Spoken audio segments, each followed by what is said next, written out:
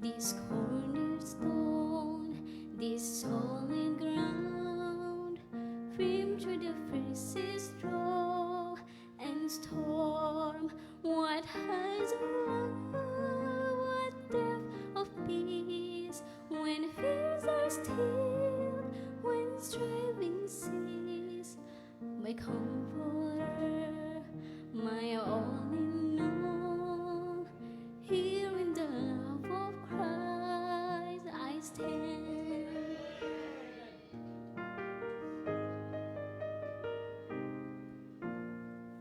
In Christ alone, who took on flesh, fullness of God in helpless faith, this gift of love and righteousness, scorned by the ones He came to save, till on that cross as Jesus died, the wrath of God was satisfied.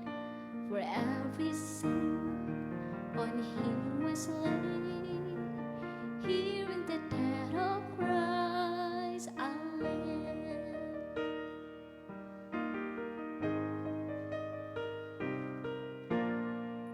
There in the ground His body lay, light of the world by darkness slain, then bursting forth in glorious day, up from the grave He rose again, and as He stands in victory, sin scars has lost His grip on me, for I am His and He is mine, bought with the precious blood of Christ.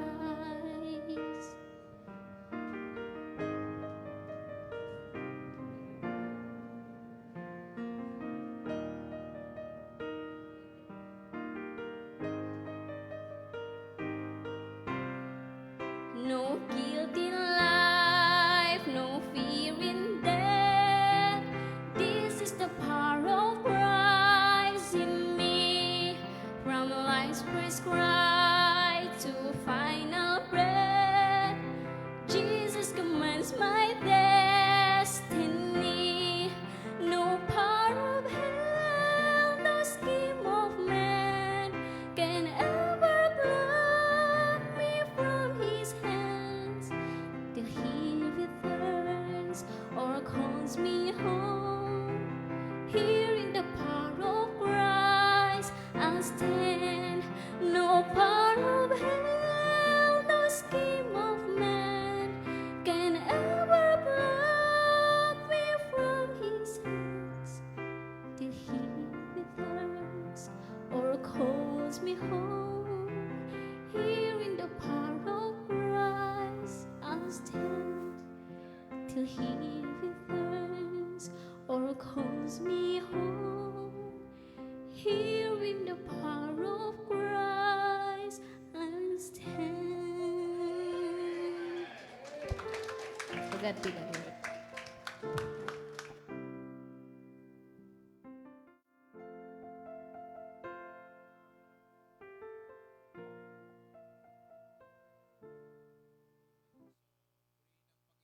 And maraming salamat sa mga mensahe ng awit napakinggan. At purihin ng Diyos. And again, welcome po ang bawat isa. Ayun, tayo po ngayon mag-aaral na ng salita ng Diyos. Handa na po ba kayong makinig ng salita ng Panginoon? Amen. So tayo pong lahat ay magsitayo and please turn your Bible in the book of Deuteronomy chapter 7, beginning in verse number 9 down to verse number 11. Ayan. So tayo po ay muli mapagpapala na salita po ng Diyos. Ibang palitan natin yung microphone natin. Itong white nawawala eh. So, naglo-lose yung connection. So, palitan natin nung isa, yung dilaw na lang. Alright, so Deuteronomy chapter 7, verses 9 to 11. Ayan. So, eto po ang sabi ng mga talata. Verse number 9, Now therefore that the Lord thy God, He is God, the faithful God, which keepeth covenant and mercy with them that love Him, and keep His commandments to 1,000 generations. And He repayeth them that hate Him to their face, to destroy them. He will not be slack to him that hateth him. He will repay him to his face. Thou shalt therefore keep the covenants or the commandments and the statutes and the judgment which I command thee this day to do them. Manalangin po tayo, Panginoon. Pagpalain mo po ang pagkabasa ng inyong salita. At dalangin namin, O Diyos, na muli ka pong kumilos sa amin pong kalagitnaan. Pagpalain mo po ang lahat ng pusong makikinig. Pagpalain mo po ang mga espiritong buhay na tumatanggap ng inyo pong salita. Salamat po, Panginoon. Ito po ang aming panalangin sa pangalan ni Jesus. Amen. So, mari na po kayong makaupo. Well, the title of our message for this morning is The Faithful God. Naniniwala po ba kayo na ang atin pong Diyos tapat? So, the faithfulness of God means God is unchanging in His nature, true to His word, and has promised salvation to His people, and will keep His promises forever. Amen? So, ang Diyos tumutupad sa Kanyang mga pangako. Alam nyo ho, He is worthy of eternal trust, no matter how unlikely His promises seem. So, minsan, hindi natin na-enjoy or parang komportable tayo sa sinasabi ng Panginoon. Pero ang katotohanan, ang Diyos po ay nananatiling tapat. Alam nyo ho, ito ring talata na binasa ko po kanina, ang sumagot din kung bakit ang Diyos faithful. Balikan po natin. Sabi ng verse number 9, Know therefore that the Lord thy God, He is God, the faithful God. Alam niyo po ba kung bakit faithful ang Diyos? Alam niyo po ba ang sagot kung bakit faithful ang ating Diyos? Sabi ng verse number 9, ang sagot, He is God. Amen? Kasi kung sa tao, hindi ho natin makikita yung faithfulness. Naniniwala po ba kayo na kahit anong pagsusumikap natin, ang tao po pwedeng sumablay. Ang tao po pwedeng makalimot. Ang tao po ay pwedeng magkamali. Ang tao po ay pwedeng manghina. Ang tao po ay mayroong limitasyon. Pilitin man natin, gustuhin man nating maging faithful, hindi natin magagawa. Kasi ang sagot, tao lang tayo. Tama po. Kasi kung tayo mayroong kakayanan ng kagaya ng Diyos, tingin ko po, hindi na kailangan magkatawan ng ating Panginoong Jesus. Kasi kaya nating i-commit sa Diyos na hindi na tayo magkakasala. Kaya nating sabihin sa Panginoon, hindi na tayo magkakamali. Tama po ba ako, mga kapatid? Kaya kinailangan ng Panginoon na magkatawang tao at pumarito dito sa lupa kasi nga hindi kaya ng tao na maging faithful. Ang pwede lang ay ang Diyos. Amen? Kaya ang sagot kung bakit faithful ang ating Diyos kasi sabi ng verse number 9, He is God. Amen? Hindi siya kagaya natin. Salamat na lang, hindi siya kagaya ng tao. Tama po ba? Salamat na lang, hindi siya kagaya natin. Alam niyo kung bakit? Kasi ang damdamin natin pabago-bago. Ang takbo ng isip natin paiba-iba. Pwedeng okay ngayon, masaya ngayon, maya-maya ng konti, biglang nag-iiba yung mood. Ang Diyos, kahit ano ang nakikita niya, nananatili siyang tapat. Sambahin siya nung mga taong gusto niya, o hindi siya sambahin, ang Diyos ay mananatiling totoo, tapat sa kanyang salita at mga pangako. Kasi ang tao naapektuhan. Tama po ba? ng nakikita, ng nararinig, at nararamdaman. Aminin ho natin ng totoo. Hindi ho natin maitatanggi ang katotohanan. Pwedeng sa iba na itatago natin yan, pero sa katotohanan, sa Diyos at sa ating sarili, alam natin na apektuhan tayo ng nasa paligid natin. Kaya yung ating mga senses, maganda dapat lagi nating binabantayan. Inaayos natin palagi yan sa Panginoon. Bakit? Kasi yung pandinig natin, pag nakarinig tayo ng hindi maganda, naapektuhan tayo. Tama po ba? Pag tayo po ay nakakain ng hindi masarap, nag-iiba itsura ng mukha natin. Halimbawa, di ba, may mga pa-contest kapag may mga occasion. Paiinumin kayo ng napakaasim na katas ng kalamansi o kung suka, and then pasabihin sa inyo, kakanta kayo ng happy birthday. Ano yung mukha? Kaya niyo bang kumanta ng happy birthday na nakangiti na uminom ng suka? Ang hirap, tama po ba? Kasi yung senses natin, kung minsan, ginagamit yan ng kaaway para tayo ay maging unfaithful. Meron tayo niyan. Sino sa inyo ang may panlasa pa? Pag wala, delikado. Sino ang may panlasa pa? Sige nga, lasahan nyo nga po. Baka mamaya, wala na kayo nalalasahan. Ako, alam na ho yan, kailangan na kayong i-quarantine. Okay? Meron pa ba kayong pang-amoy? Sige, try nyo nga. Amuyin nyo nga yung paligid ninyo. Huwag lang ho kayong ihinga. Amoy lang po. Iba po kasi pag huminga kayo, hindi na ho COVID yun. Iba na ho yun. COVID nagagamot. Yung hininga medyo delikado po. So, anong ibig ko sabihin, mga kapatid? Yung pang-amoy, panlasa, tama? Pakiramdam, dinadaya tayo kung minsan yan. Kaya nga magpasalamat tayo kasi hindi kagaya natin ang Diyos. Ang Diyos, kahit naririnig niya na yung mga sinasabi ng mga tao, nananatili pa rin siyang faithful. Amen po ba? Kahit nakikita niya kung minsan, nagkukulang tayo, ang Diyos, nananatili pa rin faithful.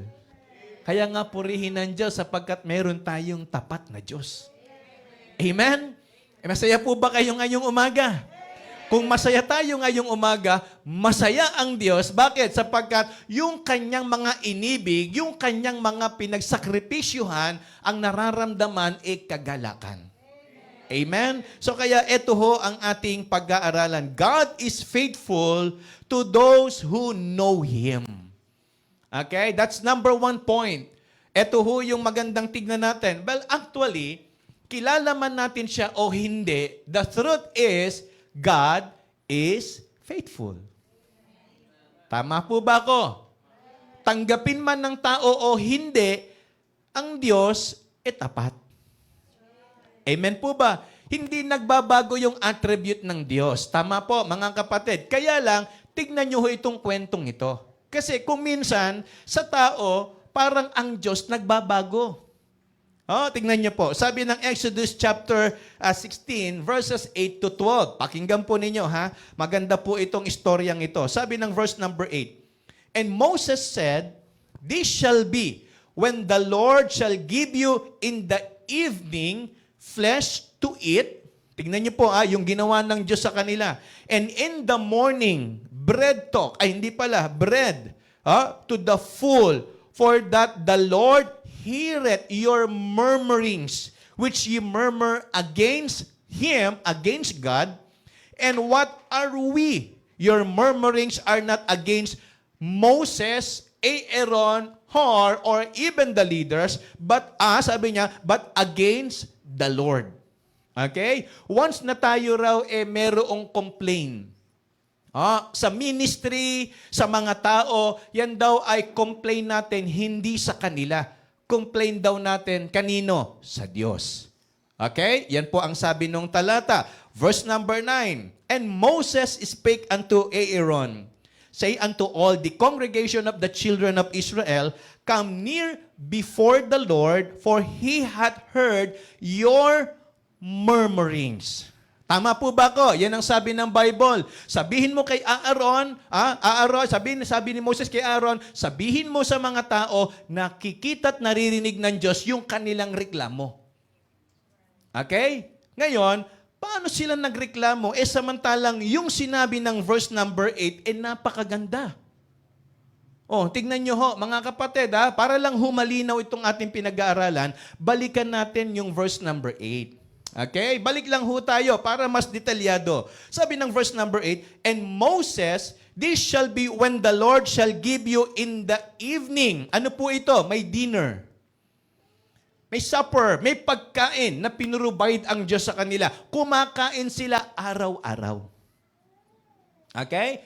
Ano pong kwento nito, mga kapatid? Nung ang bayang Israel ay inilabas ng Diyos sa Egypt. Ano po? Sa pagkaalipin, at sila po ay gustong dalhin ng Panginoon sa promised land, hindi sa wilderness. Believe it or not, ang gusto ng Panginoon sa bayan niya, dalhin sa promised land. Naniniwala po ba kayo na ganyan din ang plano ng Diyos sa atin? Hindi ho para ma-stuck lang tayo sa ministry at lingkod lang ng lingkod, walang pagpapala. Ang gusto ng Panginoon, naglilingkod tayo papunta sa blessing. Hello po, mga kapatid. Ang kalooban ng Diyos, linawin ho natin, ano po? Hindi ho tayo pinili at inalis ng Panginoon sa mundo para dalhin lang sa church at paglingkurin. Ang gusto ng Panginoon, alisin tayo sa sanlibutan, dalhin sa church papunta sa blessing. Kaya kung nai-stuck lang tayo ng paglilingkod, puro paglilingkod at walang blessing, tingin ko po, meron tayong kailangang pag-aralan at intindihin. Kasi hindi po kalooban ng Diyos sa bayang Israel na manatili lang sila sa wilderness. Hindi ho yun ang plano ng Panginoon. Alam naman natin yung kwento sa bayang Israel. Inalis sila sa Egypt, dumaan lang sila sa wilderness. Naniniwala ko, mga kapatid, itong mga pinagdadaan sa buhay natin, dadaanan lang yan. Pero hindi tayo dapat nai-stuck dyan. Dapat papunta tayo doon sa promised blessing ng Panginoon. Amen? Masaya ba sa promised land? Abay, of course, kasi sabi ng Bible, flowing with milk and honey. Abundant blessing, napakaraming provision, yun ang gustong pagdala ng Panginoon sa kanila. But the problem is, eto po. In verse number 8, "And Moses said, this shall be when the Lord shall give you in the evening." Sino ho ang naghapunan kagabi? Sino ho ang may kinain pa kagabi? Di ko na ho tatanungin kung anong ulam ninyo. Pero masarap yung kinain natin kagabi, ang dami. Tama? At good news, mamaya, meron pa. May tanghalian pa tayo. Hindi dahil may birthday, kundi may Panginoon. Baka kinakabahan na yung may birthday. Sabi niya, naku, dumadami yung tao Mukhang nadadagdagan. Sabi ko kay Sister Gypsy, meron bang pakain mamaya? Ginawa ni Sister Gypsy, hindi muna sumagot. Umikot muna yung ulo niya. Sinigurado niya, kaya, Pastor. Siya nga pala, may in-invite kaming 100 pa. So, bigla siyang nag-alala. Ano ibig ko sabihin? Sino ang kumain kagabi? Di ba blessing po yun? Sila, every night, pinakakain ng Diyos. Tama po. Andiyan pa po ba kayo? Purihin ng Panginoon. May kinain tayo kagabi. Hindi pa po yun. Sabi ng verse number 8, "When the Lord shall give you in the evening flesh to eat, and in the morning, meron tayong bread." Sabi ng Bible, to the full, not just to taste. Hindi lang to pour, ano man tawag doon? Yung pantikim sa English, ano man tawag doon? Pang trial lang. Walang ganon. Sabi ng Panginoon, tinapay para sa ikabubusog. Hindi yung binigyan ka lang ng kapiraso. Oh, tama po ba? Yung bigyan ka nga ng kalahati, thank you na ang sabi ng Bible, binusog ka pa ng umaga. May pagkain sa gabi, busog sa umaga. Yan ang sabi ng Bible, "For that the Lord heareth your murmurings." Pinakain na may reklamo pa. Meron ba kayong nilibring ganyan?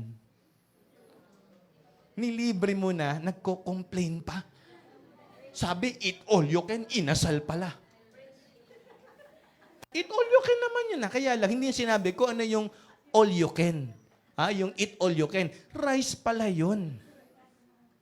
Eat all you can rice.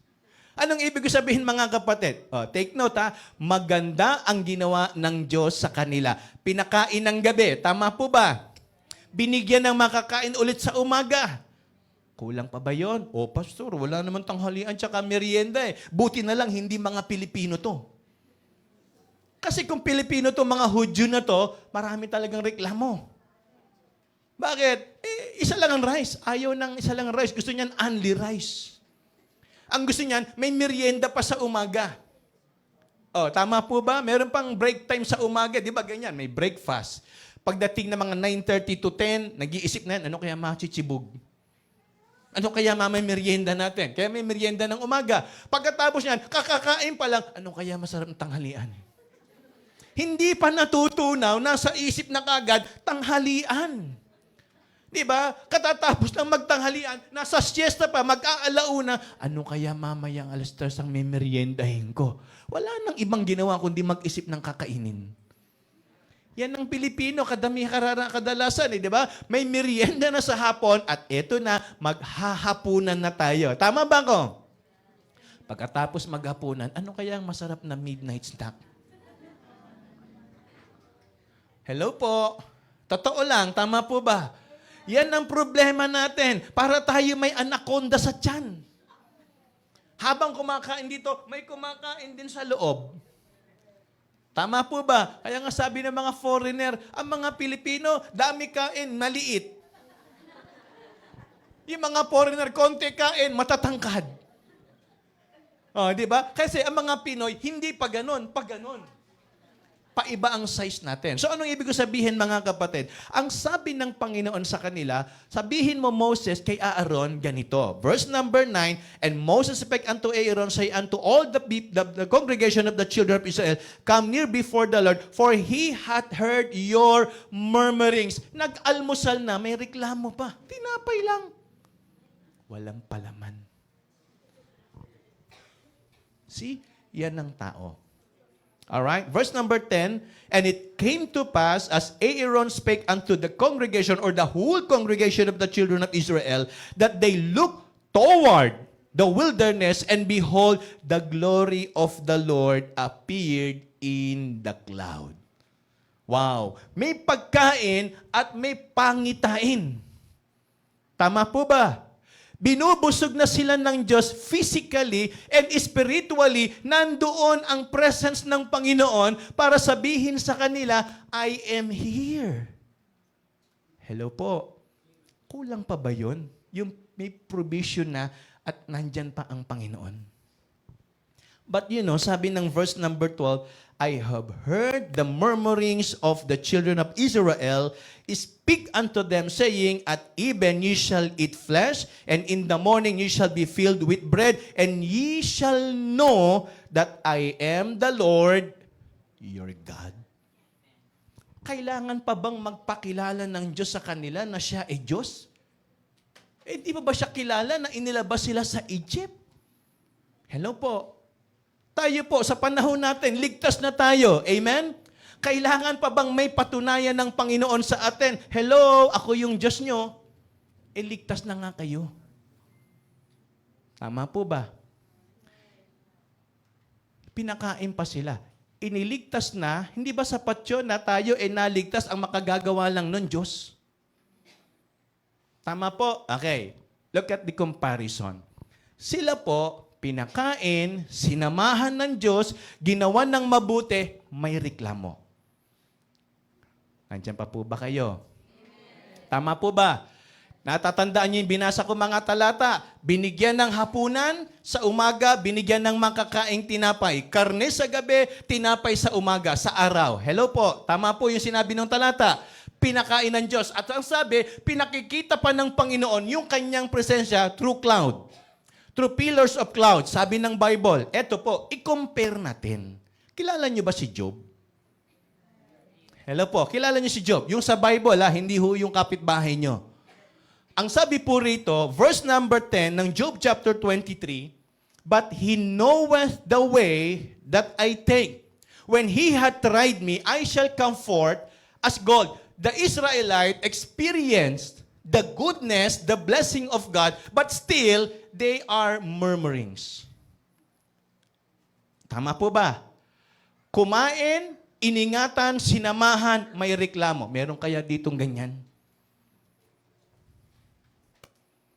Pinapalakas ng Panginoon, iniingatan, pinakakain, may reklamo pa. And look at what happened to Job. Ang sabi ng Bible, ilan yung anak niya? 10. Namatay lahat. Lahat ng ari-arian nasunog. kaibigan na wala, mahal sa buhay na wala, nagkasakit. Pero anong sinabi? Murmurings. Hello po. Baliktarin natin. Israelites, they experienced the goodness and blessing of God. But yet, they are also murmuring. Tama po ba? Yung magandang ginawa ng Diyos, ang pinalit, reklamo. Yung mga problema, ang ipinalit, the Lord gave, the Lord hath taken away. Blessed be the name of the Lord. Amen? Anong gusto ko pong i-point out? Kung kilala mo ang Diyos mo, hindi ka magrereklamo. Magpapasalamat ka. Bakit? Tapat ang Diyos ko eh. Kaya kahit ano mangyari sa akin, blessed be the name of the Lord. Ang problema, the Israelites, they don't know who is the real God. Kasi nga, affected sila ng sinasamba ng mga iba't ibang bansa. Nakikita nila, nagwo-worship sila kay Astaroth. Nagwo-worship sila doon sa mga Diyos-Diyosan ng mga bansa. At ang tingin nila, kaya lumalakas yung mga bansa na yon kasi may Diyos-Diyosan. Kaya naapektuhan itong bayan ng Panginoon. Kumbaga, minsan nangyayari parang may inggit. Buti pa yung unbelievers na hindi nag-church, yung mayaman. See? Buti pa yung mga sugarol, nakakapundar. Buti pa yung mga, di ba, tambay, parang mas masaya kaysa sa atin. Meron bang ganyan? Buti pa yung hindi Kristiyano, parang tingin nila malaya. Tayo parang obligado. Mga kapatid, uulitin ko po, kung kilala natin ang Diyos natin, hindi natin yun maiisip. You know, the problem is, ang sabi ng verse number 9, balikan natin, in Deuteronomy chapter 7, know therefore the Lord your God.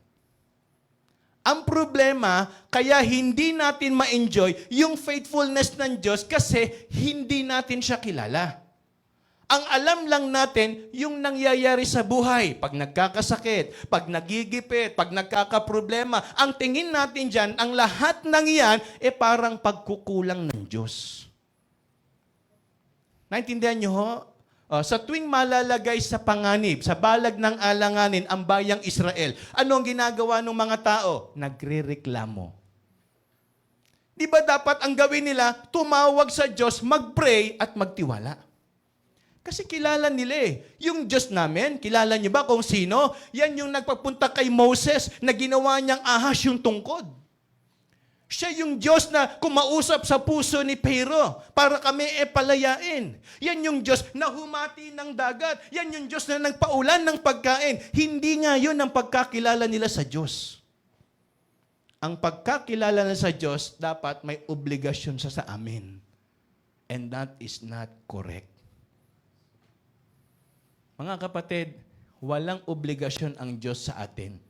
Faithful lang siya, kaya niya nagagawa ang lahat ng bagay na ito. Tayo ang dapat may obligasyon sa Diyos. Alam niyo kung bakit? He is our Creator. Tayo po ay created lang ng Diyos.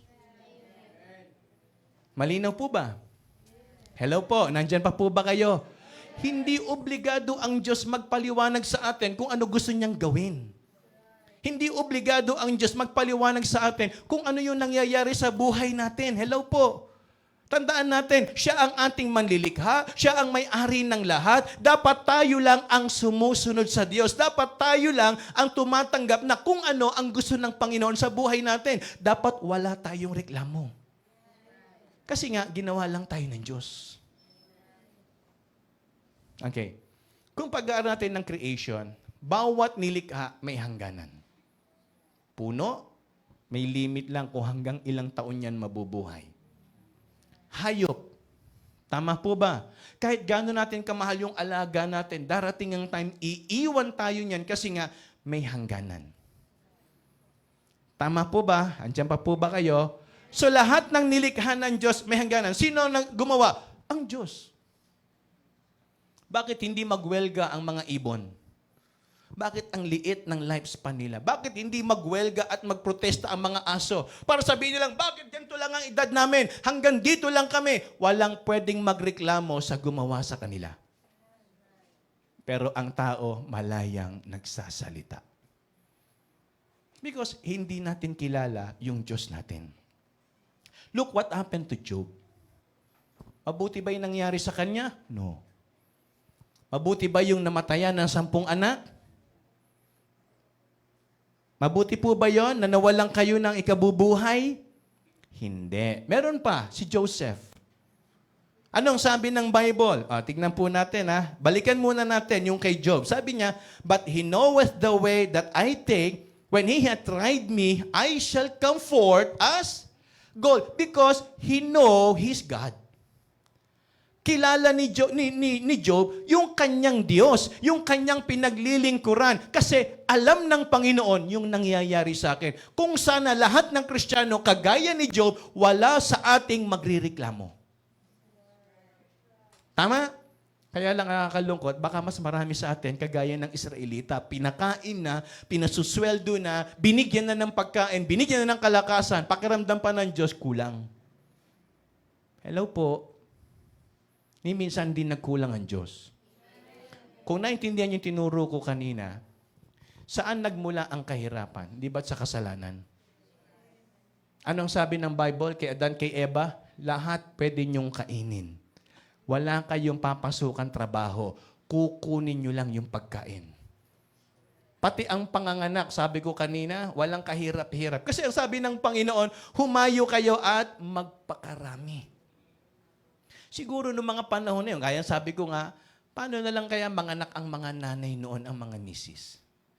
Ngayon, may labor na tinatawag eh. Pero noon siguro, baka pag nautot, may anak. Ay, paglabas ko, anak ko yun ah. Di ba? Yung wala lang, uupo ka lang, tatagilid ka lang ng konti, may lalabas na, uy, ulo ng bata yan ah. Nanganak ka, hindi mo alam. Kung walang kasalanan. Kasi madali ang lahat eh. Walang sinasabing, kailangan kang magtrabaho para kumain. Ang sabi ng Panginoon, pitasin mo, anihin mo, kunin mo ang lahat ng kailangan mo. Nandyan na yan. Tama po ba? Kasi may provision ang Diyos. Tandaan po ninyo, bago likhain ng tao, pinundar na ng Diyos lahat. Lahat ng kailangan natin, oxygen, tubig, etc., nasa paligid na, provided na ng Panginoon. But the problem is sin. Because of sin, nasira ang lahat. Pinalayas ang tao, ang sabi ng Panginoon, sa tulo ng inyong pawis, kayo kakain. Hindi po pwedeng ngat-ngat lang nang walang trabaho. Hindi pwedeng kain lang nang walang gagawin. Tama po ba ako? Hello po. Kaya nga kahit sa bahay, di ba, tinuturuan tayo ng magulang natin na huwag ka lang kumain, maghugas ka rin, magligpit ka rin. Kasi nga, para maintindihan mo, yun ang cycle ng buhay. Hindi pwedeng puro kain tulog. Kailangan meron ka ring, di ba, partisipasyon sa sambahayan. So, ang Diyos nagtuturo na hindi kayo pwedeng kumain nang hindi kayo nagtatrabaho. Bunga yan ng ano? Ng kasalanan. Tama? Kaya sabi ng Panginoon, humayo kayo at magpakarami. So sabi ko, napakadali ng buhay noon. Kaya lang pumasok ang kasalanan. Kaya ang tao nahihirapan ngayon. Kaya kung ano man yung kalagayan natin mga kapatid, hindi ang Diyos ang may gawa. Gawa yan ng tao. Tama po ba ko? Kaya sabi nila, bakit ba may, di ba, yung mga tanong ng mga bata, bakit may mayaman at mahirap? Nasagot niyo na ba yon sa mga anak niyo? Nay, bakit tayo mahirap? Tama? Nay, bakit dito tayo sa ganito nakatira? Ano sagot ninyo? Kasi, di ba? Pero kung uugatin natin, balikan natin ang turo ng Biblia, kung hindi sana nagkasala ang tao, hindi mahirap ang kalagayan natin. Kaya maling-mali na kaya tayo mahirap kasi pinabayaan tayo ng Diyos. No. Humiwalay ang tao sa gusto ng Diyos. Lumayo tayo sa kaloob. Kaya nga, kung tayo po hanggang ngayon nahihirapan, huwag niyong sisihin ng ekonomiya. Bakit? Tingnan niyo. Lahat ba ng Kristiyano naghihirap sa panahon natin? Hindi. Merong sagana eh. Tama? Kahit sino pa ang presidenteng ipalit natin dyan, kapag hindi nagbago ang puso natin sa Panginoon, hindi rin magbabago ang kalagayan natin. Kasi kahit sinong presidente, alam nga naman, ikaw lang ang pakainin ng presidente. Ang palad mo naman. Tama po ba ako? Naniniwala ba kayo na may mga churches na kayang bumili ng lupa? May mga churches na kayang bumili ng sasakyan. May mga churches na kayang bumili ng mga kagamitan sa simbahan. Tama po ba? Ay, hindi tayo pwedeng bumili. Hindi natin gusto. Mali. Ang magagawa natin sa buhay natin, hindi dahil kung sino ang presidente, kung saan tayo nakatira, naniniwala ako, may magagawa tayo kapag maayos ang relasyon natin sa Diyos. Tandaan nyo, walang mahirap mayaman sa harapan ng Panginoon. Lahat pwedeng gamitin. Tama po ba? Eh yun yung walang trabaho na babae. Yung balo, nakapagpakain ng propeta. Kayo pa kaya? Tignan nyo nga katabi nyo, mukha bang walang pera yan? Sige, tignan nyo yung katabi ninyo. Maintenance pa lang yan, bago matulog, magkano na? Oh. Yung mga pamahid at papalitada pa lang, magkano na yan? Paggising pa, iba pa yung bago matulog, iba pa yung panggising. Tama? Pupunta ka agad dyan, meron ka agad dyan ikukuskus sa muka at bago pa yan lumabas, may mga kung ano-ano pang ilalagay. Yan ba ang naghihirap? Oh, di ba? Tama ba ko, mga kapatid? Maintenance pa lang natin, magkano na? So, anong ibig ko sabihin? Hindi natin pwedeng sabihin, kaya kami mahirap kasi nandito kami sa lugar ng mahihirap. Mga kapatid, si Joseph nga nasaan siya? Sa famine in the land, pero hindi naging tagagutom sa kanya. Hindi siya kinapos ng pagkain. Tama po ba? Kasi may Panginoon. Kilala niya yung Panginoon niya. Kaya hanggat hindi natin nakikilala ang Panginoon sa buhay natin, maghihirap pa rin tayo. Tama? Marami na nagpilit magtapos at mag-aral, hindi pa rin binless. Nagkatrabaho, may kinakain, pero wala ang blessing. Kasi ang blessing iba sa provision. Tama po ba? Oh, anong sabi ko kanina? Pag sinabi nating provision, hindi ba tayo lahat pinakakain ng Diyos? Tama po. Sino sa inyo ang naniniwalang pinakakain tayo ng Diyos? Say amen. Parang konti, meron pang 3 hindi naniniwala. Oh, ulitin ko ha. Pwede po ba? Oh, sino po sa atin dito ang naniniwalang pinakakain tayo ng Diyos? Say amen. Ayan, mag-isa na lang siyang hindi naniniwala. Sumama na yung 2. Again, naniniwala po ba kayo na lahat tayo pinakakain ng Diyos? Ang tawag dyan ay provision. Amen.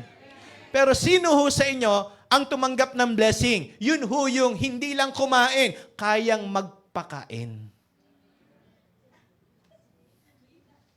Parang wala yatang umamen. Kasi pag sinabi nating provision, ni minsan hindi kami ginutom ng Diyos. Amen. Pero ni minsan, ginamit ka na ba para makapagpakain sa iba? Ang tawag doon, blessing. Hello po. Malinaw po ba? Tama po.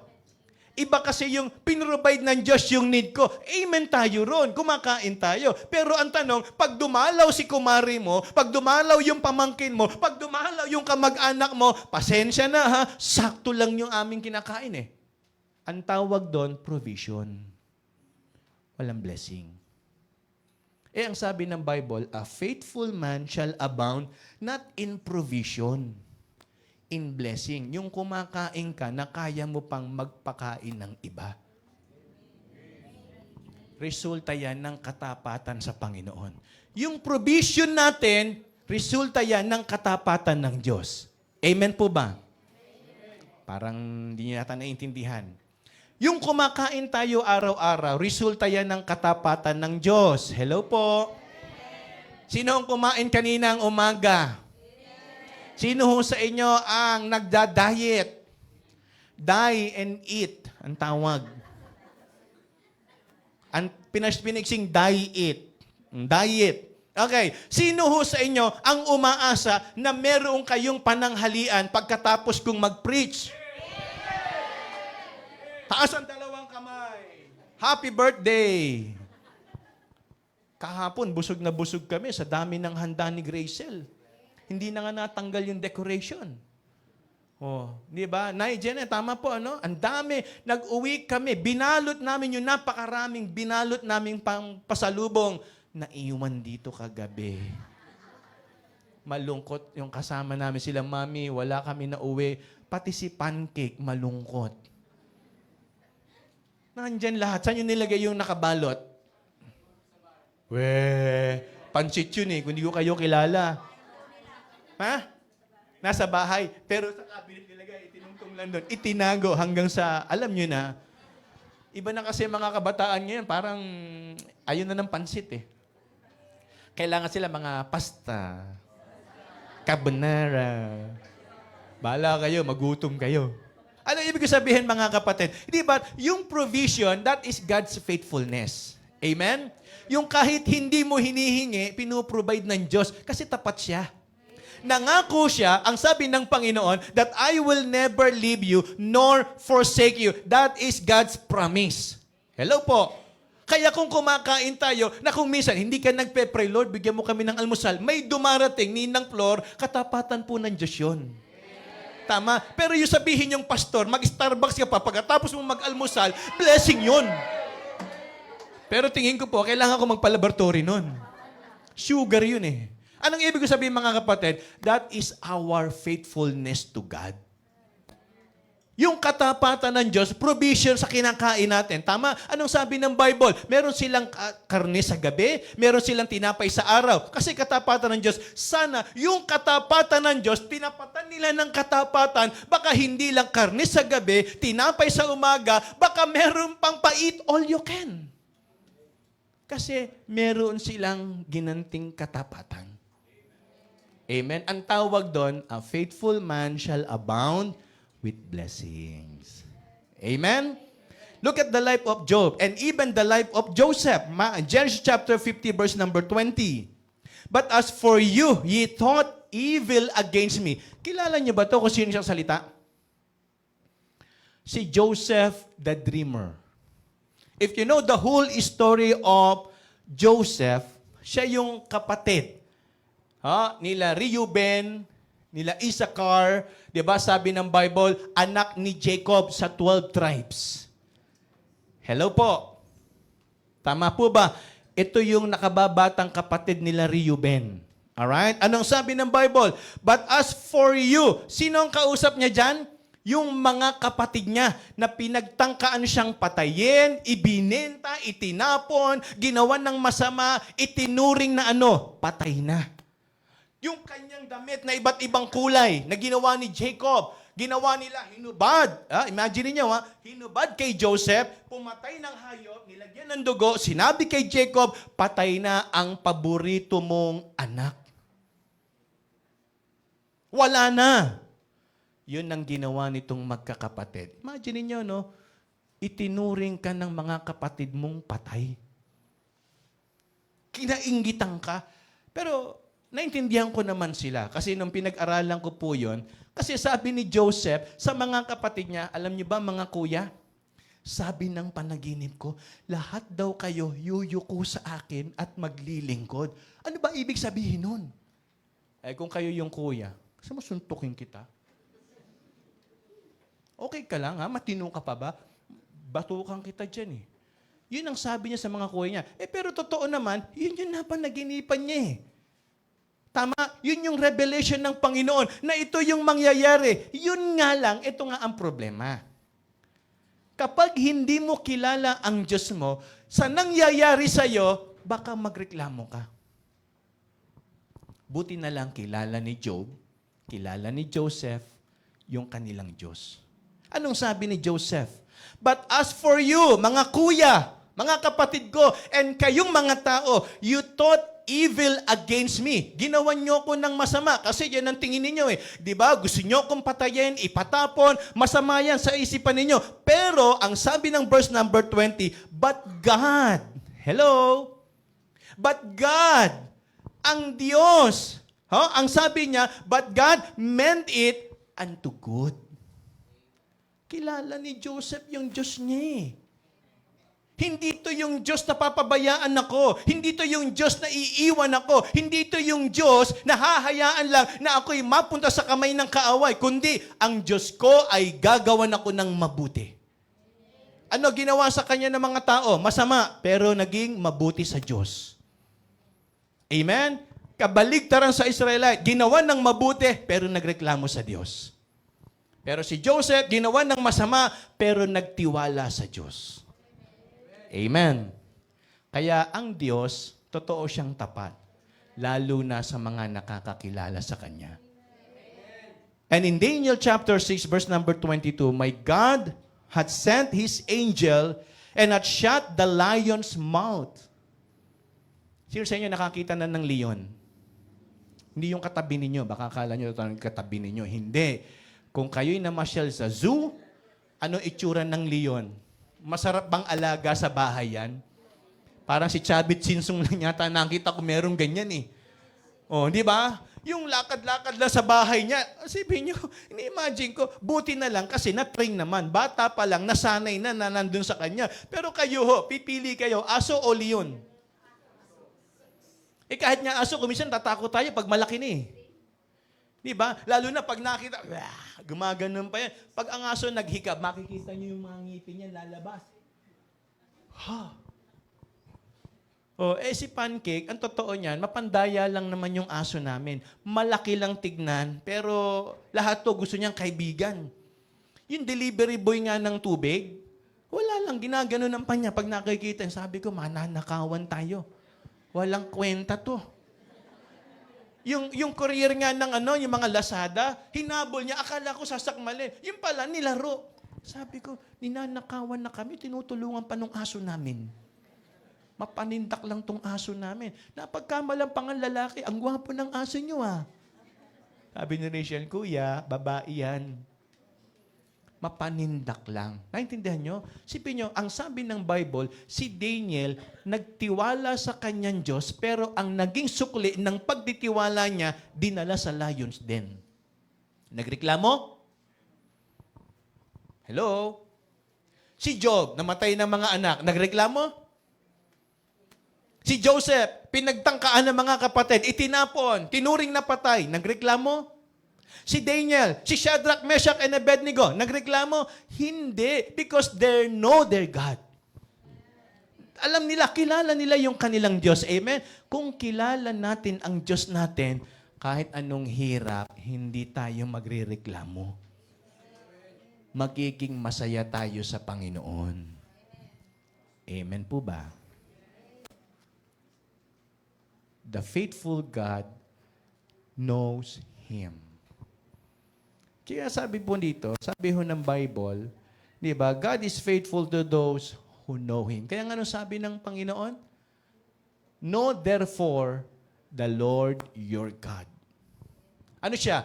He is what? God.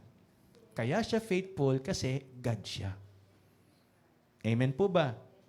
E di pa kilala niyo si Moses? Di ba si Moses ang ginamit ng Panginoon para palayain sila sa Egypt? Tama po? Pero sabi ng Bible, correct me if I'm wrong, Moses is, the weakest person. Totoo ba yun? The meekest, sorry. Not the weakest. Correction. Meekest. Ano ba sabihin ng meekest? Sa Tagalog, sa amin kasi hindi namin naintindihan yun sa mga Tagalog eh. Ano ba yung meekest? Mahinahon, mahinhin. Kilala niyo ba kung sino si Moses? Dinurog yung golden calf. Ginawang juice, pinainom sa mga tao. Yun ang meekest. Sa galit niya, pagkababa niya doon sa bundok, nakausap niya ang Panginoon, dala niya yung kautusan, nakita niya yung mga tao, sumasamba sa Diyos-Diyosan. Kayo dinurog, ginawang 8 o'clock o sunny orange, inumin nyo. Tama? The meekest. Buti na lang, ang Diyos hindi kagaya ni Moses. Pag nakakita na nakakainis, nagagalit. Buti na lang meron tayong Panginoon na maibigin, mahabagin, maunawain. Bago yung iba, sarili muna natin. Di ba natin pwedeng sabihin napakatapat ng Diyos? Sa dami ng pagkukulang ko, hindi nagbago ang Diyos sa akin. Amen? Ang maganda lang, kilala mo siya. Para kahit ano mangyari sa'yo, God meant it unto good. Si Daniel, itong sabi ng Bible. No? Tingnan niyo po, Daniel chapter 6, verse number 22. My God hath sent His angel and hath shut the lion's mouth, that they have not hurt me. For as much as before him innocency was found in me, and also before thee, O king, have I done no hurt. Walang gasgas. Walang kalmot. Walang alam niyo yun, para bang sakmal ba tawag doon? Yung walang sakmal ng leon para kay Daniel. Why? Nasa lion's den, hindi nagmurmur. Nagpasalamat. See? Kung kilala nyo ang Diyos, magpapasalamat kayo sa Kanya. Hindi kayo magrereklamo. Amen? Kaya yung kagutuman natin, huwag nating gawing dahilan para manlamig. Yung problema natin, huwag nating gawing dahilan para tumigil.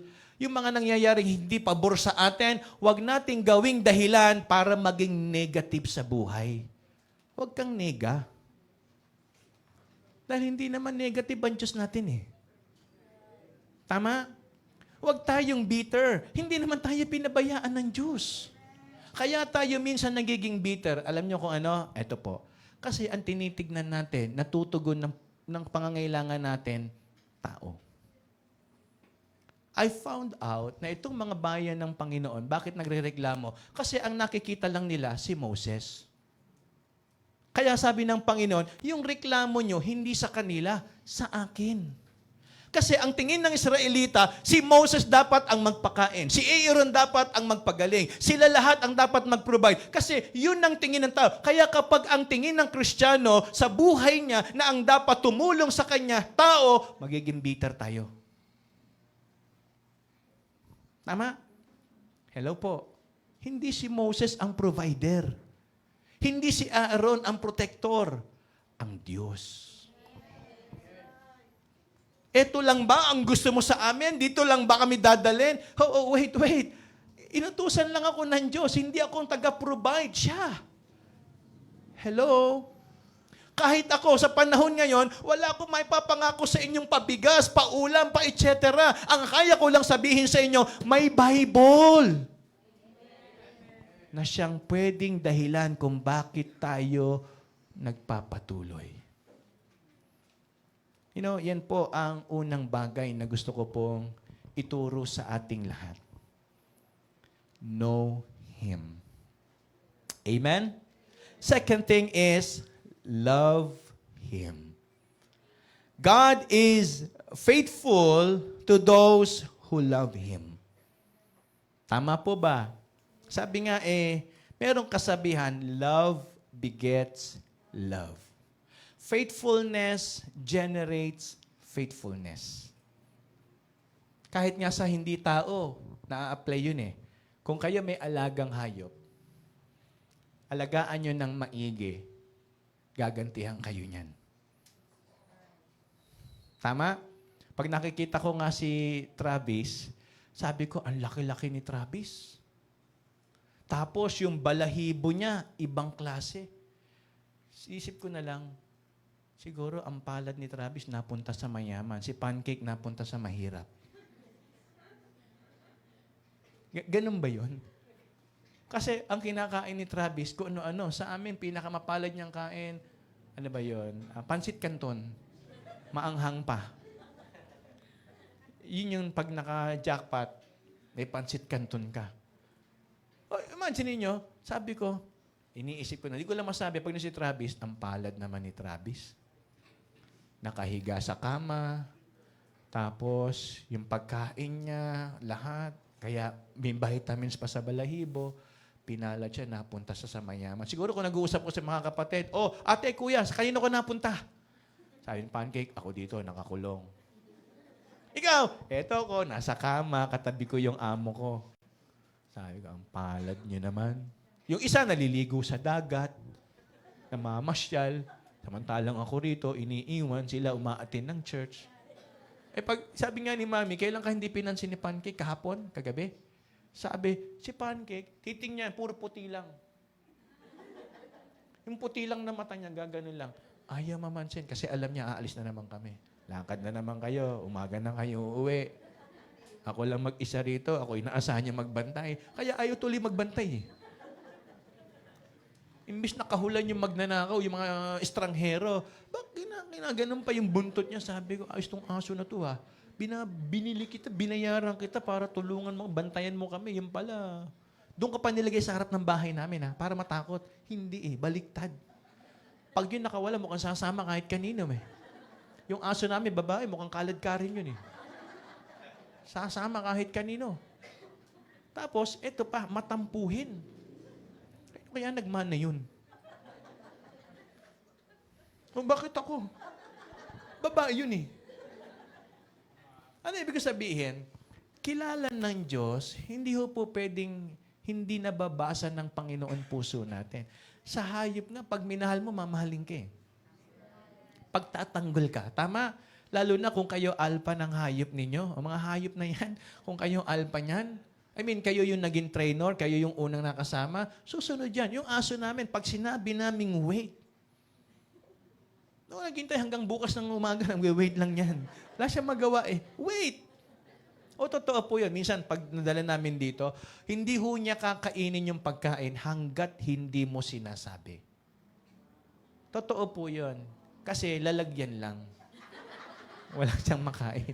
Hindi, totoo ho. Pag nilagyan mo yan ng any food, table food, dog food, pag sinabi mong wait, nakatingin lang sa iyo yan. Tapos, iikot-ikot ng konti, aamoy-amoy. Ganun lang. Okay, go! Yun, kakain na yan. Totoo po. Totoo na yan, mga kapatid. Sumusunod siya. Kasi, kilala niya kami. Tama? Kilala niya si Rachel. Pag humawak na ng pamalo, alam niya na yun. Humawak na Stephen, tatahimik na siya. So, ano ibig sabihin? Kilala ng aso namin kung sino kami. Tama? Kung mahal namin siya o hindi, kilala rin niya, nararamdaman niya ng hayop. Lalo na tayo, hindi ba nararamdaman ng Diyos na mahal natin siya? Sabi ng Bible, I, the Lord, search the heart. Okay. Bigyan ko po kayo ng example. Deuteronomy chapter 6, verses 4 to 11. Naku po, malapit na tayo. Pangalawa pa lang po ito, bali 6 yan. Okay, verse number 4. Hear, O Israel, the Lord our God is how many? How many? One. Sabi niya, one Lord. And thou shalt love the Lord, how many? One. Tama? Ilang iibigin natin Diyos? Isa lang. Samantalang ang Diyos, ilan ang iniibig? Lahat tayo.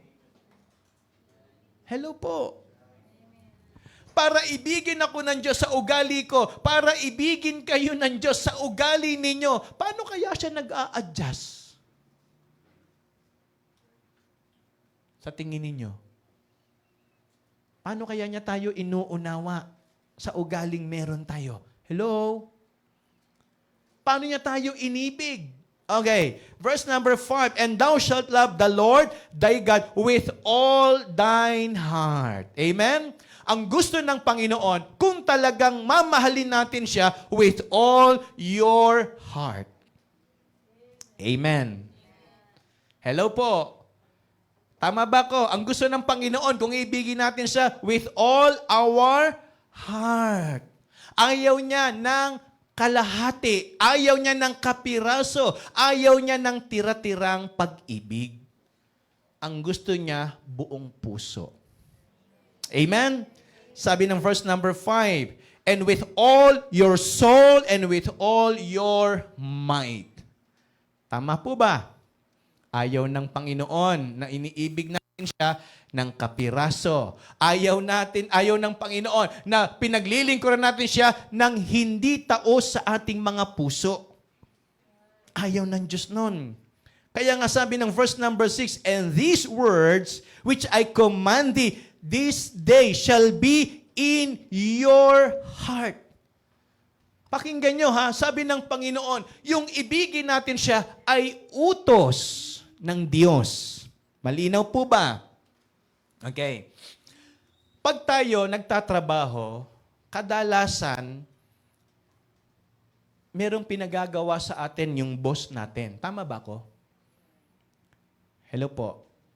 Meron siyang pinagagawa. Oh, ito ang gawin mo. Ito ang trabaho mo. Ito ka dapat. Dito ka dapat. Tama ba ako? Yung mga nagtatrabaho. Meron kayong taga-command.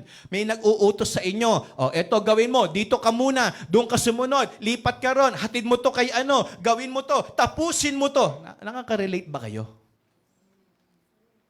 Tama? Naintindihan? Minsan napapagod na kayo. Ang daming utos. Puro utos. Puro utos. Puro utos. Hindi mag-uutos yan kung wala kayong sweldo. Pag yan puro utos at walang sweldo, Brother Leo. Kasi ito, pakinggan niya mga kapatid, sabihin ko, baka may wisdom dito. Pastor, pag-pray mo naman, magkatrabaho ko. Sinagot ka ng Panginoon? Hindi. Sinagot. Ang problema, ang hiningi niya lang trabaho, hindi sweldo. Nagrereklamo ngayon, Pastor, ilang buwan na kaming walang sweldo. Ha? Kasama ba yun sa prayer request mo? Sabi niya ganun, patay. Oo nga pala, ang hiningi ko lang trabaho, abuso ka na. Humingi ka ng trabaho, gusto mo may sweldo pa. Sana pinag-pray mo, Pastor, pag-pray mo magkatrabaho ko na may sweldo. Tama ba? Pero hindi normal yon. Dapat sumusweldo talaga. Tama po ba? Okay, kapag inuutusan tayo, ang pakonsuelo nun, wag nating makalimutan, oops, may sweldo ka. Tama po ba? At yung sweldo mo, bagay sa oras ng trabaho mo at ginagawa mo, dapat. Kung sumusunod ang kumpanya, kung sumusunod yung mga nasa taas, tama ba ko? Yung mga officer natin, kung hindi tayo inaabuso. Okay, pero kung titignan nyo to, ang sabi ng verse number 6, and these words which I command you this day, inuutos ng Diyos na ibigin daw natin siya ng buong puso. Hello po. Tama po ba ito? Okay. Ang tao nakakaisip ng sweldo. Ang tao nakakaisip ng incentives and bonus. Pag kayo sumusunod at maayos sa kumpanya. Tama po ba? Magdi-December na. Hello po. Baka naman, di ba, meron tinatawag na 13th month pay. Okay. Verse number 7. Lagay nyo raw sa puso nyo to, ha? Utos ng Diyos. Verse number 7. At ituro nyo pa, kanino? Verse number 7. And thou shalt teach them diligently unto thy children. Hindi lang kayo sa magiging anak ninyo o sa mga anak ninyo, ituro nyo rin to at sabihin nyo sa kanila, ibigin nila ang Diyos ng buong puso. Tingnan nyo, ganito katindi yung utos. Verse number 7, thou shalt teach them diligently unto thy children, and shalt talk of them when thou sittest in thine house. Ito ang magandang pinag-uusapan sa bahay. Ha? Ang magandang pinag-uusapan sa bahay, ang Panginoon, kung paano dapat ibigin ng ating pamilya. Hindi yung kung ano na pinag-uusapan, yung mga kung ano ng kwento. Ang magandang pinag-ukwento sa sambahayan, anak, ibigin natin ng Diyos. Anak, maglingkod tayo sa Panginoon. Huwag yung kung ano ng mga buhay. Tama? Para pagpalain ng Diyos ang sambahayan natin. Sabi ho rito, verse number 7, and thou shalt teach them diligently unto thy children, and shalt talk of them when thou sittest in thine house, and when thou walkest by the way, and when thou liest down, and when thou risest up. Kahit anong ginagawa nyo, kumain, matulog, gumising, magtrabaho, ang pag-usapan ninyo kung paano iibigin ng Diyos. Verse number 8, and thou shalt bind for a sign upon thine hand, and they shall be as frontlets between thine eyes, and thou shalt write upon them upon the posts of thy house and on thy gates. And it shall be, when the Lord thy God shall brought thee into the land which I swear unto thy fathers, to Abraham, to Isaac, to Jacob, and give thee great and goodly cities which thou buildest not, and the house full of all good things, which thou fillest not, and wells dig, and which thou diggest not, vineyards and olive trees shall thou plantest not, when thou shalt have eaten and be full. Ibig sabihin, pag sinunod daw natin yung sinabi ng Panginoon, na ibigin natin siya, pupunuin niya ang lahat ng atin pong pangangailangan. Higit sa sweldo. Amen? Tama po ba? Ang sweldo, pambayad lang natin ng renta, pambayad ng tuition, pambayad ng mga pang-araw-araw na pagkain, pamasahe. Naku po, tataas na naman. Pag tumaas ang pamasahe, tataas. Naku, chain reaction yan. Tama ba? Pag tumaas ang pamasahe, tataas ang bilihin. Pag tumaas ang bilihin, tataas ang lahat ng gastusin. Hello po. Kahit itaas ang sweldo, kulang na naman. Magkano na ang pamasahe ngayon? Magkano na po? Yung mga nagko-commute ng tricycle, jeep. 12, 13, parang gano'n na ang minimum. Tama ba ako? 12, 13 o 13? Magtataas na, 13 na. Oh, di ba dati pag sumasakay tayo ng jeep, 1.25 lang. Sino umabot na piso lang ang jeep? Hoy, umamin kayo. Yang hiya naman ako sa mga itsura natin dito. Sino umabot ng piso lang sa jeep? Baka nga sa inyo, 75 pa eh. Oh, 25, jeep. Wala. Sino sa inyo umabot na 2 piso lang ang jeep? Bayad. Ba, walang umaamin. Huy. Nahihiya naman ako rito, ha? Di ba? Inabot niyo pa yung 2 pisong papel. Sino umabot sa 2 pisong papel, kulay blue? Proud kayo kasi humaba buhay nyo.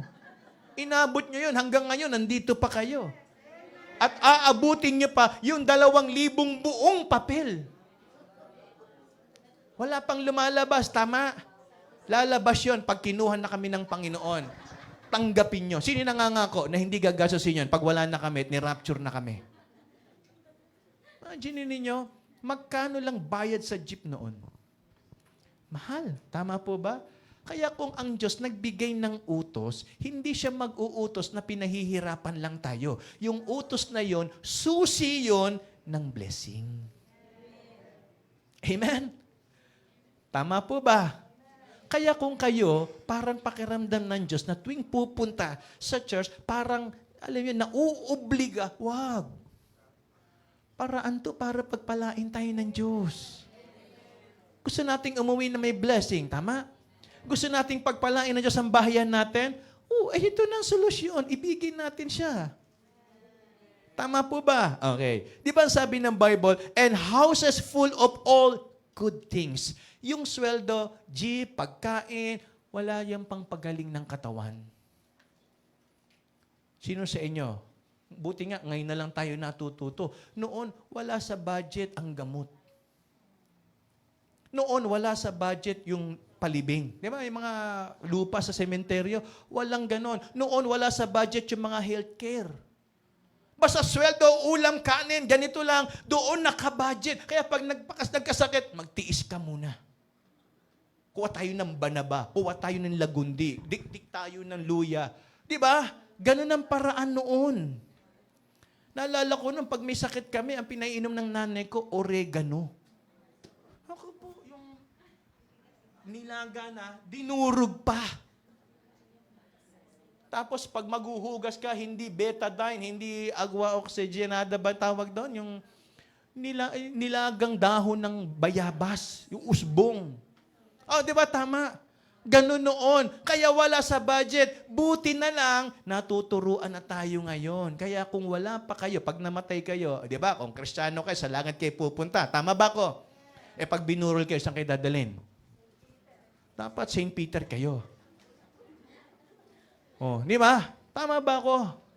Kaya dapat alam nyo na kung saan kayo buburol ngayon. Tama ba ako? Oh. So, ano ibig sabihin mga kapatid? alam natin ang kapalit ng utos ng Diyos. Hindi para pahirapan ng tao, kundi para tayo pagpalain. Last but not the least. Amen? Ayaw niya pang umimen, ha? Dadagdagan ko pa to hanggang maging masaya kayo. Last but not the least. Mukhang hindi pa kayo busog, ha? Gawin ko tong 4. Okay, biro lang po. Psalm 128. Third is, God is faithful to those who obey Him. Verses 1 and 2. Blessed is everyone that feareth the Lord, that walketh in His ways. For thou shalt eat the labor of thine hands. Happy. Look at the face ng isang masaya. Happy shalt thou be, and it shall be well with thee. Ayan. Sino sa inyo ang merong kumukulong tiyan? Alas 12 na eh.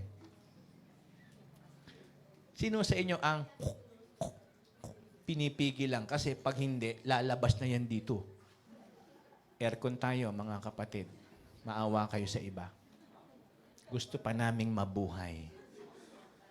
Wala tayong, tawag ba doon? Yung pang deodorizer, wala tayong pang air purifier. Wala. Please.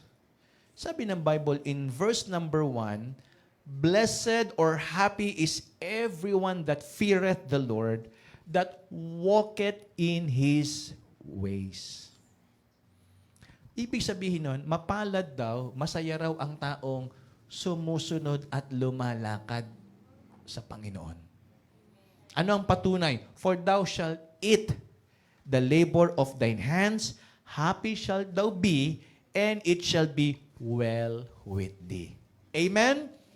Kaya hindi pinabayaan ang mga anak ng Diyos na sumusunod.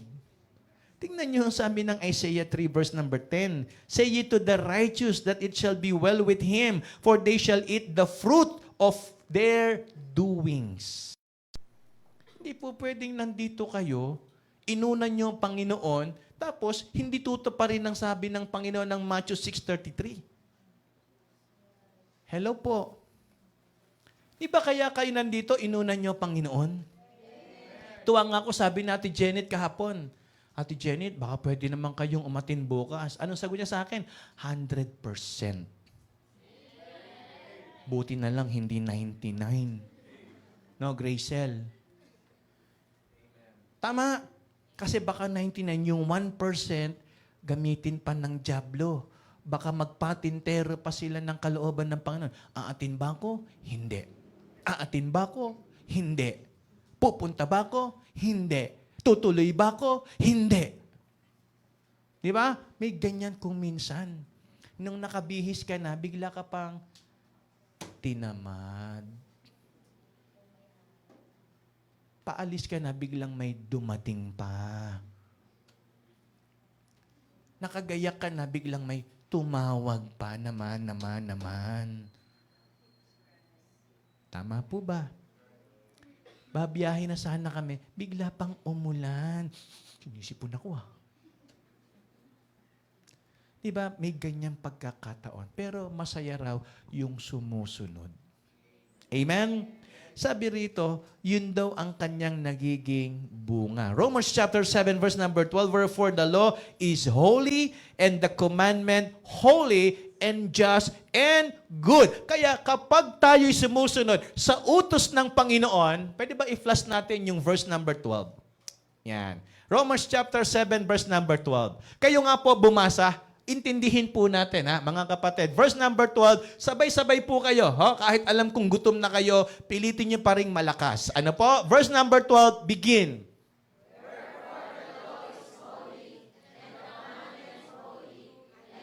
Okay, pause natin, Wherefore the law is, ano raw? Yung kautusan ay banal. And, ano raw po? Commandment is? And?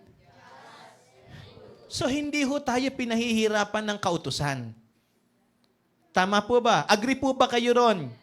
Yung utos ng Panginoon ay hindi pahirap. Ang sagot, Romans 13 verse number 10. Ayan. Ito po. Sabi ng verse number 10, love worketh no ill to his neighbor, therefore, love is the fulfilling of the law. Kaya kung tayo po ay sumusunod, patunay lang yan na mahal natin ang Diyos. Kahit nahihirapan ka, gagawin mo pa rin. Tama po ba? Kahit pakiramdam mo, may sakripisyo sa gagawin mo, itutuloy mo pa rin kasi nagmamahal ka. Amen? Ika nga pag may pag-ibig, may sakripisyo. Pag may pag-ibig, may pagbibigay. Totoo po ba yun? Kaya tayo nagkakaintindihan dito sa church, hindi dahil mabait tayo sa isa't isa. Kaya tayo nagkakasama-sama sa church kasi may pag-ibig sa atin. Kasi kahit ang sambahayan, andyan ang mag-asawa, nandyan ang mga anak, hindi sapat yung magkadugo lang kayo. Kailangan pa rin yung nag-iibigan kayo. Pag wala at absent ang love, there is war. There is fighting. There is misunderstanding. But if there is love, pag may pag-ibig, anong sabi ng Biblia? Ang pag-ibig ang nagko-cover ng lahat ng pagkakamali natin. Amen? Kaya napakahalaga ng pagsunod sa inuutos ng Panginoon. And as I close, in Hebrews chapter 10, verse number 23, masaya na po ba kayo? Kulang pa. Pakidagdag mo yung point number 4, Sister Alay. Bitin tong mga tao. Ayaw kung uuwi kayong gutom spiritually. Sabi ko sa Panginoon, Lord, saan na po, pagkatapos kong mag-preach, busog sila, mukhang gutom. Di ba, pag tinanong kayo, nabusog po ba kayo? Di ba, sa kainan, pag tinanong kayo, nabusog po ba kayo? Hindi sumasagot. Ano pakiramdam na nagpakain? Kulang. Masaya po ba kayo? Medyo yung iba hindi pa. Uulitin ko. Busog na po ba kayo? Kita nyo, ang galing yung magpanggap. Sabi ng Panginoon, dapat totoo tayong sumusunod. Ngayon, pinipilit nyo. Pwede naman pala. Biro lang po. Hebrews 10:23. Sabi po ng Bible, let us hold fast the profession of our faith without.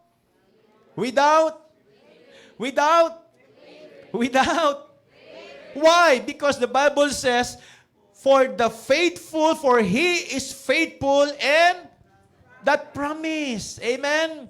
Dahil tapat. Hindi si pastor, hindi yung katabi mo, kung hindi yung Diyos na pinaglilingkuran mo. Amen? Kaya mga kapatid, ito po ang dapat nating baunin ngayong umagang ito. The God or our God is faithful God. Kaya kahit anong mangyari, walang susuko. Kahit anong mangyari, walang bibitiw. Alam niyo kung bakit? Kasi tapat yung nangako sa atin.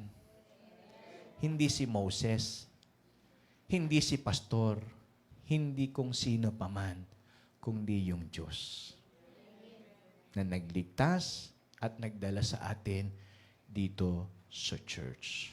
Amen? O kulang na naman. Amen? Yan ang gusto ko sa inyo. Masunurin. Tapos na po tayo. Manalangin po tayo, Panginoon. Maraming salamat po. Sapagkat muli mo po kaming kinausap.